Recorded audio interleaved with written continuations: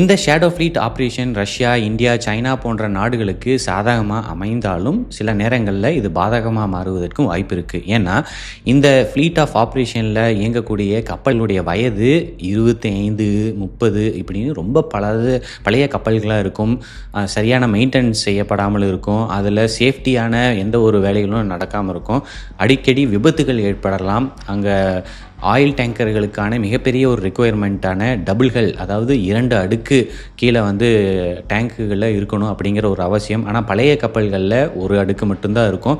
அதில் ஓட்டை விழுந்ததுன்னா மொத்த ஆயிலும் கடலில் கொட்டிடும். மீன் வளங்கள் அழியிறதுக்கும் வாய்ப்பு இருக்குது. அந்த கப்பலில் ஏதாவது தீ விபத்து ஏற்பட்டு வெடி விபத்து ஏற்பட்டாலும் அதை சால்வ் பண்ணி அதை காம்பன்சேஷன் வாங்குறதுக்கும் எந்த ஓனர் யார் அப்படிங்கிறது தெரியாது. அதனால் காம்பன்சேஷனை ரெக்கவர் பண்ணுறதுக்கு உலக நாடுகள் போராட வேண்டியதாக இருக்கும்.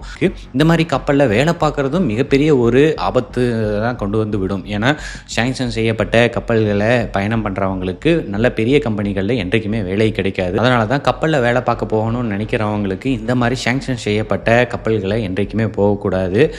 சேஃப்டி இருக்காது, ஸ்டாண்டர்ட்ஸ் இருக்காது. ஏதாவது ஒரு விபத்து ஏற்பட்டு உங்களுக்கு மெடிக்கல் இன்சூரன்ஸில் காசு கிளைம் பண்ணணுன்னாலும் பண்ண முடியாது. ஏன்னா ஓனர் யாருன்னே தெரியாது.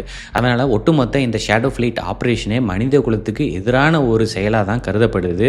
ஆனால் சிலருடைய ஆதாயத்துக்காக தொடர்ந்து இந்த ஷேடோ ஃப்ளீட் ஆப்ரேஷன் தொடர்ந்து நடைபெற்று கொண்டே இருக்கிறது.